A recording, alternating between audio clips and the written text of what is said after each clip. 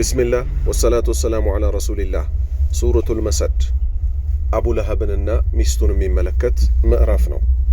አቡ ለሀብ ማለት የነቢዩ ሰለላሁ ዐለይሂ ወሰለም አጎት ነው።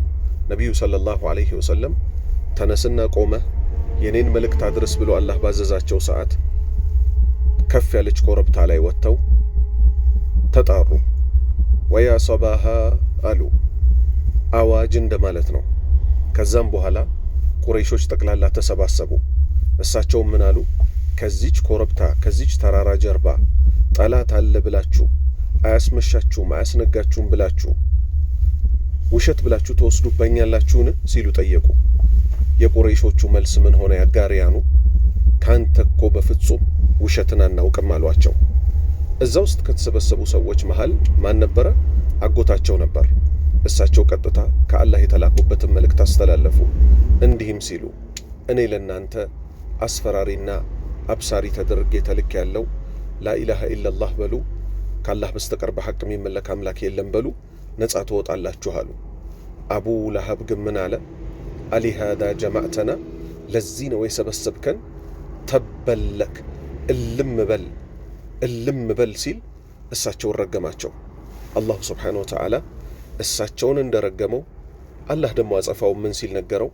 አዑዙ ቢላሂ ሚነ ሸይጧን ረጂም፣ አዑዙ እጠበቃለሁ፣ ቢላህ በአላህ፣ ሚነ ሸይጧን ከሰይጣን፣ አረጂም ከአላህ እዝነት ከተባረረው። ቢስሚላሂ ራሕማን ራሒም፣ በአላህ ስም እጅግ በጣም ሩህሩህ እጅግ በጣም አዛኝ። ተበት የዳ፣ ተበት ከሰረች እኮ ጠፋች። የዳ ሁለት እጆቹ ሲባል መላ ሰውነቱ፣ እሱ እኮ ሙሉ ለሙሉ ከሰረ። ስሙ ማን በመባል የሚታወቅ? አቢ ለሀቢን፣ አቡ ለሀብ በመባል የሚታወቀው የነቢዩ ሰለላሁ ዐለይሂ ወሰለም አጎት እኮ ክስረትና ጥፋት በሱ ላይ የተረጋገጠ ይሁን። ወተብ የአላህ ርግማንም በሱ ላይ ተረጋገጠ። ስለዚህ እሱ እሳቸውን እልም ያደርግህ እንዳላላቸው አላሁ ስብሓነሁ ወተዓላ ደግሞ በተራው ረገመው እሱን። ማ አግና፣ በፍጹም እኮ አልጠቀመውም። ማን? ለአቡ ለሀብ። አንሁ፣ ከሱ እኮ አልጠቀመውም። ምኑ? ማሉሁ፣ ገንዘቡ የሰበሰበው። ወማ ከሰብ፣ ከሰብ የተባለው ማን ነው? ልጆቹ ናቸው።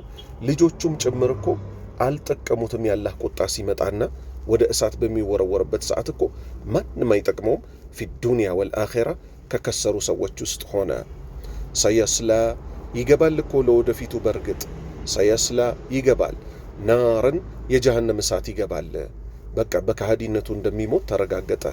ያቺ እሳት ደግሞ መገለጫዋ ምን የሆነ? ዛተ ባለቤት የሆነች ለሀቢን፣ የተቀጣጣይነት በጣም የምትቀጣጠል የሆነች የጀሃነም እሳት ውስጥ እኮ ይገባል። እሱ ብቻ ደግሞ አይደለም የሚገባው፣ ወምራአቱሁ፣ ሚስቱም እኮ ትገባለች። ምን ባደረገች? ኡሙ ጀሚል ትባላለች።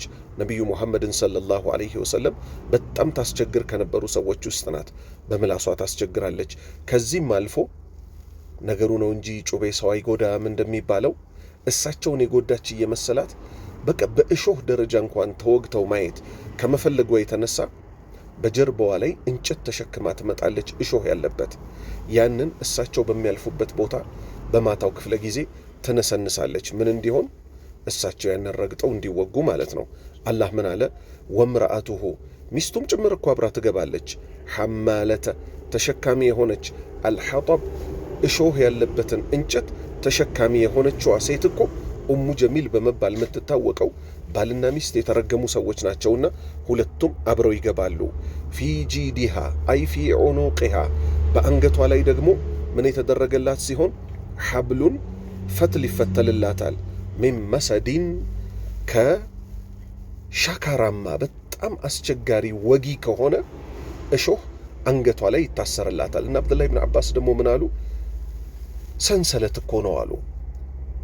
70 ዚራዓን ፈስልኩ፣ ቁመቱ ስንት የሆነ 70 ክንድ በሆነ ሰንሰለት ትጠፈርና ወደ ላይ ተወርውራ ወደ ታች አዘቅጦ ጀሃነም ውስጥ ትወረወራለች።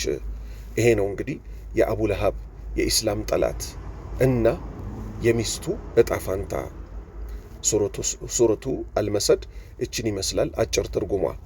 አዑዙ ቢላሂ ሚነ ሸይጣን ረጂም፣ ቢስሚላሂ ራሕማን ራሒም تبت يدا أبي لهب وتب ما أغنى عنه ماله وما كسب سيصلى نارا ذات لهب وامرأته حمالة الحطب في جيدها حبل من مسد. سبحانك اللهم وبحمدك أشهد أن لا إله إلا أنت أستغفرك وأتوب إليك.